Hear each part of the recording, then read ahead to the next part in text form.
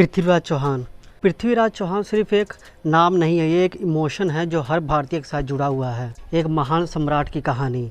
तो सम्राट पृथ्वीराज चौहान जी के ऊपर एक मूवी बनी है जिसमें अक्षय कुमार हैं। इसका जब ट्रेलर आया था तो मैंने जो बातें की थी वही बातें मूवी देखने के बाद भी सची हुई हैं। तो मूवी कुछ इस प्रकार है।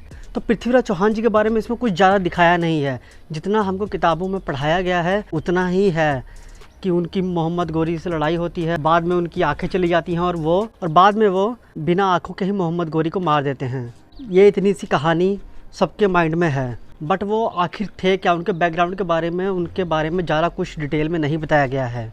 और ऊपर से हमारे विलन साहब, उनकी बाकी फिल्में देखने के बाद ना मुझे ऐसा लगा था कि बहुत ही सही कास्टिंग हो गई है ये, मतलब ये बहुत अच्छा काम करेंगे एज ए विलन। बट उनको देखकर ऐसा लगा यार शायद ये नींद में आ गए हैं, कुछ पता नहीं लगा, उनकी आंखें नहीं शायद खुल रही थी, या फिर ऐसा हो सकता है उन्होंने इम्प्रोवाइज़ करने की कोशिश की हो और वही उन पर उल्टा पड़ गया।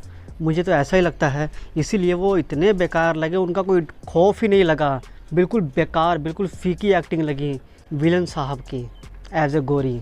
और सबसे बेस्ट अगर मुझे इस मूवी में कुछ लगा वो है संजय दत्त। उनका हर सीन, हर डायलॉग डिलीवरी बहुत ही ख़तरनाक लगी।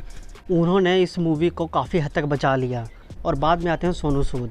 सोनू सूद तो भैया ऐसी ही मूवीज़ के लिए बने हैं क्योंकि उनकी आवाज़ में वो दम भी है, उनका एक एटीट्यूड भी है। तो वो तो है एक चमत्कारी, इसमें जो आगे क्या होने वाला है वो जान सकते हैं, उसको समझ सकते हैं। तो उन्होंने पहले ये बता दिया कि भैया ये ऐसा होने वाला है कि सम्राट के बीच और मोहम्मद गौरी के बीच लड़ाई होगी और वो एक बार में ख़त्म नहीं होगी, ये चलती रहेगी, बहुत बार होगी, और क्या होगा क्या नहीं होगा ये उनको सब मालूम है पहले से। और फिर आती हैं हमारी फीमेल एक्टर मानुषी चिल्लर। उन्होंने भी ठीक काम किया, एज ए डेब्यू एक्टर बहुत ही सही काम किया उन्होंने, और उन पे लगता है कि शायद काम भी किया गया था, उनकी परफॉर्मेंस पर ध्यान दिया गया है। और एक चीज़ जिससे बहुत ज़्यादा उम्मीद थी बट सिर्फ हाथ लगी, बहुत बड़ी हैरानी, और वो है इसका एक्शन। जैसा कि ट्रेलर में देख के लग रहा था कि यार एक्शन बहुत बेहतरीन हो जाएगा, मतलब पूरा दिखाएंगे, क्योंकि ये मूवी डिपेंड ही एक देखा जाए तो एक्शन के ऊपर ही है, क्योंकि मोहम्मद गौरी और सम्राट पृथ्वीराज चौहान के बीच इतनी लड़ाई लड़ी गई थी, तो ये तो सबसे ज़्यादा इम्पोर्टेंट है इस स्टोरी में। बट एक्शन तो ऐसे ही, मतलब अगर आप छींक मारो तो एक्शन निकल गया, इतनी भी क्या जल्दी थी, मतलब सही से आप दिखा नहीं रहे हो, जो मेन चीज़ है उस पर आपने सही से काम नहीं किया। और बाकी बात आती है इसके म्यूज़िक की, तो गाने तो भैया ज़बरदस्ती इसमें डाल दिए गए हैं। एक गाना आपको अच्छा लग सकता है और वो है उसका टाइटल ट्रैक, और बाकी बैकग्राउंड म्यूजिक थोड़ा ठीक लगा। और सबसे बेस्ट चीज़ जो इस मूवी में है वो है इसका क्लाइमैक्स। वहाँ पर आपका पैसा वसूल हो जाएगा और शायद उस पर काम किया भी गया है, वो बेस्ट है। और उसमें अक्षय कुमार की लुक भी बहुत बेहतरीन है, जैसा होना चाहिए था शायद वैसा ही है। मुझे तो बहुत अच्छा लगा पर्सनली वो सीन, आप भी देखिए आपको भी अच्छा ही लगेगा। तो ओवरऑल अगर यार मैं बात करूँ तो सब कुछ ठीक ही था। सपोर्टिंग एक्टर जो थे बहुत बेहतरीन काम किया, संजय दत्त ने, मानुषी चिल्लर ने, सोनू सूद ने बहुत बेहतरीन काम किया। बाकी जिस पे मैंने ट्रेलर के समय ही बात की थी वो है अक्षय कुमार का लुक। यार इस मूवी का अगर आप देखोगे तो आपको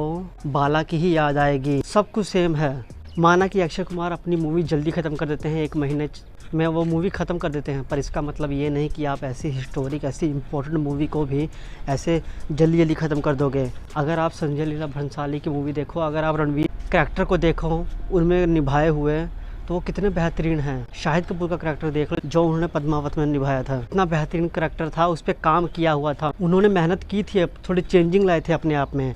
बट इसमें ऐसा कुछ भी नहीं है। अगर आप इतने बड़े सम्राट के ऊपर मूवी बना रहे हो तो आपका ऐसा एटीट्यूड होना चाहिए, आपके बोलने में वो एटीट्यूड नज़र आना चाहिए एज ए सम्राट, थोड़ा वो इम्पैक्ट पड़ना चाहिए आपकी डायलॉग डिलीवरी में। ऐसा कुछ भी नज़र नहीं है अक्षय कुमार में, तो वो थोड़ा वीक पॉइंट है। बट एज ए सम्राट पृथ्वीराज मूवी मुझे अच्छी लगी।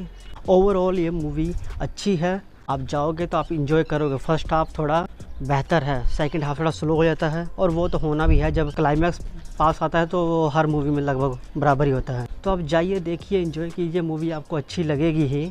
आप बस ज़्यादा बड़ी उम्मीदें लेके मत जाना। अगर आप ज़्यादा बड़ी उम्मीदें लेके जाएंगे एज ए कंपैरिजन इसको लेंगे तो ये मूवी आपको अच्छी नहीं लगेगी। आपने अगर मूवी देख ली, आपको मूवी कैसी लगी, किसका परफॉर्मेंस अच्छा लगा, मुझे कमेंट करके जरूर बताइए। बाकी मिलेंगे नेक्स्ट वीडियो में। जय हिंद।